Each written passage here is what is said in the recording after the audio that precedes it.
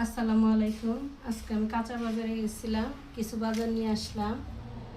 এই তো ট্যাংরা মাছ, গোলসা বলে, আর চিংড়ি মাছ, চিংড়ি ট্যাংরা, আর এই তো রাইট ডির আর কি এক মাছ। মাছের মধ্যে এই তো আর কিছু কাঁচা বাজার আনছি, দেখি টমেটো,